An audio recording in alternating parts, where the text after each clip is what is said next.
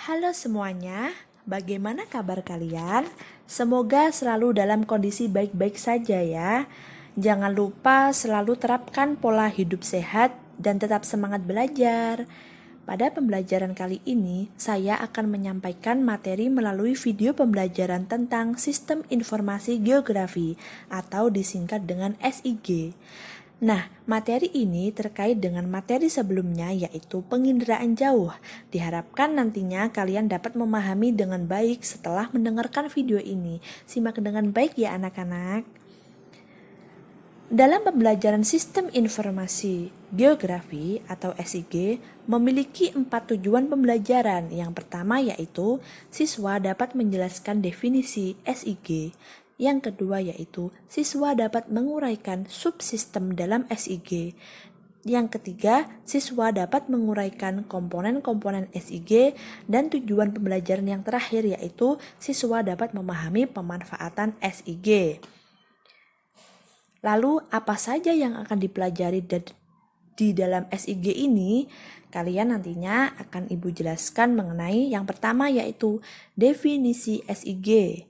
Yang kedua ada subsistem SIG, yang ketiga ada komponen SIG, dan yang keempat yaitu pemanfaatan SIG, seperti itu. Mengenai definisi SIG atau Sistem Informasi Geografi dibedakan menjadi 3 kata, yaitu ada sistem, ada informasi, dan juga ada geografi. Sistem merupakan kumpulan dari sejumlah komponen yang saling terkait dan memiliki fungsi satu sama lain. Sedangkan kata informasi merupakan data yang dapat memberikan keterangan tentang sesuatu. Sedangkan kata geografi merupakan segala sesuatu tentang gejala atau fenomena di permukaan bumi yang bersifat keruangan. Nah, dari ketiga kata tersebut dapat disimpulkan bahwasanya sistem informasi geografis merupakan sistem yang berfungsi untuk mengumpulkan, mengatur, mengelola, menyimpan, dan juga menyajikan segala jenis data atau informasi yang berkaitan dengan kondisi geografis suatu wilayah. Mengenai definisi SIG, kalian dapat juga membaca literatur lain atau sumber bahan ajar yang lainnya sehingga kalian dapat memahami lebih dalam atau lebih banyak lagi mengenai definisi SIG ini. Selanjutnya, mengenai subsistem SIG. Subsistem SIG ini dibedakan menjadi 4, yaitu subsistem masukan atau disebut dengan input. Yang kedua, subsistem penyimpanan dan pengambilan data. Yang ketiga, subsistem manipulasi dan analisis data. Dan yang keempat, yaitu subsistem penyajian data. Ini nanti yang keempat disebut dengan output, seperti itu. Nah, dari keempat ini kita akan mengupas tuntas satu persatu apa saja yang disebut subsistem nomor 1 sampai dengan nomor 4. Yang pertama, yaitu subsistem masukan atau biasa disebut dengan input. Nah, input ini merupakan proses pengambilan, pengumpulan, dan pengubahan data spasial dan tematik objek-objek material geografi ke dalam bentuk digital yang dapat diterima dan dipakai oleh sistem informasi geografi. Nah, dalam subsistem ini memiliki jenis data. Jenis data ini dibedakan menjadi 2. Yang pertama ada data spasial. Nah, apa itu data spasial? Data spasial merupakan data atau informasi yang memiliki referensi atau koordinat geografis. Nah, data spasial ini dibedakan menjadi ke dalam 2 jenis, yaitu ada data raster dan juga data vektor. Data raster dan vektor akan kita bahas di slide selanjutnya. Nah, jenis data selanjutnya atau jenis data yang kedua yaitu data atribut. Apa itu data atribut? Data atribut merupakan data yang memberikan penjelasan mengenai setiap objek, fenomena, ataupun informasi di permukaan bumi. Nah, data atribut ini dapat diklasifikasikan menjadi 4 tingkat pengukuran, yaitu data nominal, data ordinal, data interval, dan juga data rasio.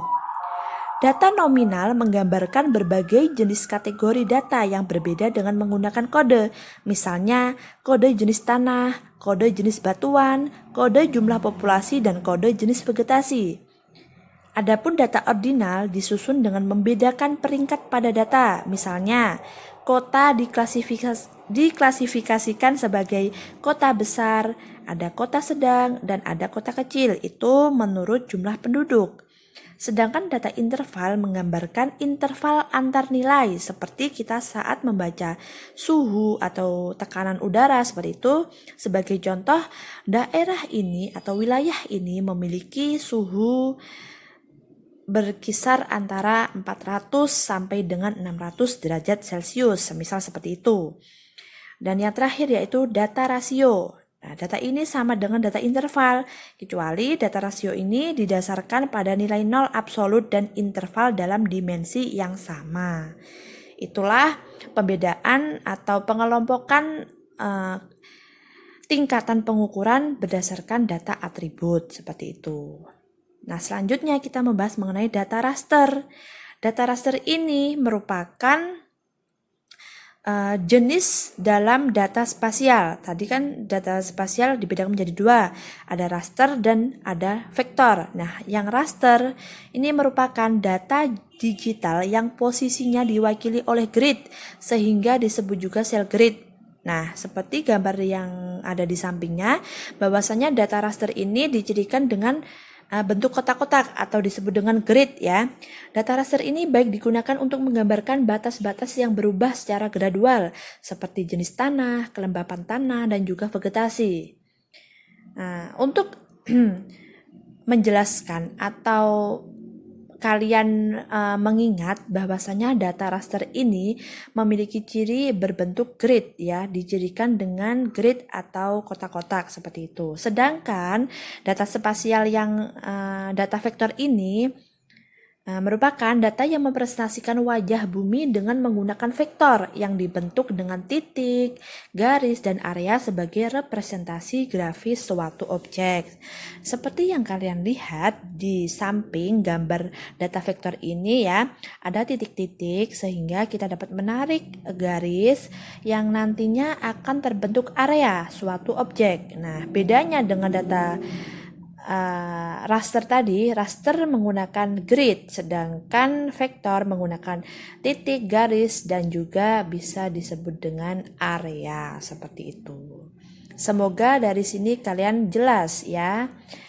Nah, selanjutnya yaitu mengenai data atribut. Nah, data atribut ini sebagai contoh saja bisa kalian lihat bahwasanya dapat ditampilkan dalam bentuk tabel, bisa juga dalam bentuk grafik, ataupun yang lainnya seperti itu. Ini sebagai contoh saja ya anak-anak.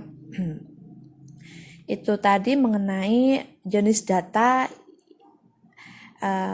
yang dihasilkan dalam yang dibutuhkan dalam masukan atau input di dalam SIG seperti itu. Mengenai subsistem yang kedua yaitu ada subsistem penyimpanan dan pengambilan data. Nah, bisa kalian baca bahwasanya mengelola data, baik data spasial maupun atribut dalam suatu sistem yang mudah untuk dimengerti. Seiring dengan kemajuan teknologi, saat ini sistem penyimpanan dan pengambilan data sudah menggunakan sistem komputer sehingga semuanya itu serba digital. Nah, dengan subsistem ini bisa atau melibatkan penggunaan sistem manajemen pangkalan data atau database yang nantinya akan dimasukkan ke dalam komputer atau laptop untuk diolah datanya sehingga menghasilkan informasi atau output yang dapat dibaca oleh pembaca seperti itu. Nah, langsung yang ketiga yaitu mengenai subsistem manipulasi dan juga analisis data. Penting. Mengapa penting? Karena subsistem manipulasi dan analisis data ini memungkinkan pengguna untuk menentukan data yang digunakan, lalu kemudian menjalankan prosedur spasial dan atribut untuk menghasilkan informasi yang diinginkan, sehingga metode subsistem manipulasi dan analisis data ini sangat penting untuk input data seperti itu, dan nantinya akan menghasilkan output yang dihasilkan oleh pengelolaan data itu sendiri seperti itu. Nah, mengenai analisis data dapat dilakukan dengan menggunakan metode sebagai berikut. Yang pertama ada buffering. Nah, fungsi buffer ini ialah membuat poligon berdasarkan jarak yang sudah ditentukan pada data garis atau titik maupun poligon. Nah, dalam buffering ini jarak yang dimaksudkan itu tidak lebih dari 300 meter. Ya, perlu diingat tidak lebih dari 300 meter. Yang kedua, menggunakan metode scoring. Nah, scoring ini atau yang biasa disebut dengan pemberian nilai terhadap sifat dari parameter yang dipakai dalam analisis data, sehingga scoring ini berbentuk dalam angka ya. Dan yang ketiga yaitu menggunakan metode overlay atau tumpang susun. Nah, tumpang susun ini menggabungkan dua atau lebih data grafis untuk memperoleh data grafis GRASS. GRASS yang dimaksud ini yaitu data baru yang mempunyai satuan pemetaan atau unit pemetaan. Nah, jadi dalam proses tumpang susun ini akan diperoleh satuan pemetaan GRASS atau unit baru gitu. Kalau misalnya kalian membuat peta jenis tanah ya, kalian membutuhkan peta curah hujan terlebih dahulu, lalu nanti di overlay atau ditumpang susun, tumpang tindih dengan menggunakan jenis tanah tersebut, sehingga nanti akan dihasilkan informasi mengenai peta jenis tanah di suatu wilayah seperti itu. Semoga kalian paham dan memahaminya. Menginjak subsistem yang keempat, yang terakhir yaitu subsistem penyajian data. Nah, ini di gambar sudah kalian lihat, yaitu menunjukkan adanya peta ya. Peta di sini menunjukkan judul yaitu peta kemiringan lereng Kabupaten Bondowoso. Nah, ini kalian bisa melihat, oh jadi dalam peta ini saya akan mendapatkan informasi mengenai kemiringan lereng yang ada di Kabupaten Bondowoso. Nanti ada berbagai kecamatan dengan ketinggian tertentu dan dapat dilihat di dalam legendanya. Nah, subsistem penyajian data ini merupakan output ya atau luaran yang dihasilkan seperti itu. Nah, ini merupakan prosedur informasi dari SIG disajikan dalam bentuk yang sesuai. Subsistem penyajian data ini memungkinkan adanya tampilan grafis, yaitu tadi seperti peta. Biasanya tampilan dalam bentuk peta dan laporan tabular untuk mewakili informasi yang diperoleh seperti itu. Nah, dari keempat subsistem tadi, semoga kalian memahami dan terus baca berulang kali agar kalian bisa membedakan antara subsistem satu dengan subsistem yang lainnya seperti itu. Nah, sebenarnya subsistem ini rangkaian atau urutan ya dalam mengolah data sehingga akan menghasilkan output yang diinginkan seperti itu anak-anak. Selanjutnya mengenai komponen-komponen yang ada di SIG, ada 3. Yang pertama yaitu perangkat keras komputer. Nah, komponen ini merupakan komponen perangkat keras utama SIG berfungsi untuk memberikan daya komputasi dan data akses yang diperlukan oleh sistem perangkat lunak. Misalnya komputer, laptop itu sangat dibutuhkan untuk proses pemasukan data dalam sistem informasi geografi ini ya anak-anak. Lalu komponen yang kedua yaitu perangkat lunak komputer. Nah, perangkat lunak ini merupakan sistem modul yang berfungsi untuk memasukkan, menyimpan, dan juga mengeluarkan data yang diperlukan. Perangkat lunak ini juga termasuk merupakan data-data yang akan dimasukkan seperti itu. Dan komponen yang ketiga yaitu manusia. Nah, ini komponen yang sangat penting untuk menentukan output yang dihasilkan. Sehingga manusia dalam hal ini itu merupakan brainware atau kemampuan dalam pengelolaan dalam pemanfaatan SIG secara efektif. Bagaimanapun juga manusia itu merupakan subjek atau pelaku yang mengendalikan seluruh sistem. Sehingga sangat dituntut kemampuannya untuk penguasaan terhadap teknologi dan ilmu yang digunakan gitu. Sehingga tanpa adanya manusia, data itu tidak dapat diolah dan juga tidak akan dapat menghasilkan sebuah informasi atau output yang dihasilkan seperti itu. Untuk komponen-komponen SIG ada 3, sehingga kalian dapat menghafalkan atau memahaminya seperti yang sudah saya jelaskan barusan. Nah, yang terakhir ini ada pemanfaatan SIG.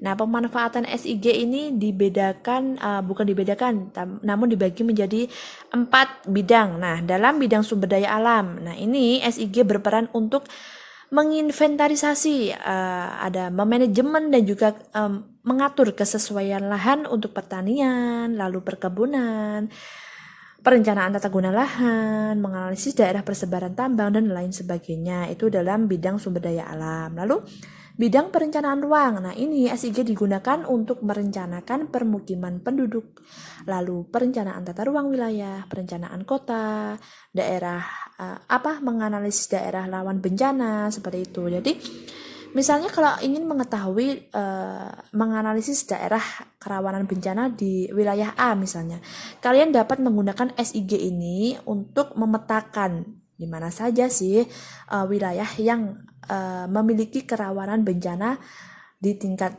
rendah, tingkat sedang, atau tingkat tinggi, misalnya seperti itu. Jadi SIG ini sangat berguna dalam bidang perencanaan ruang.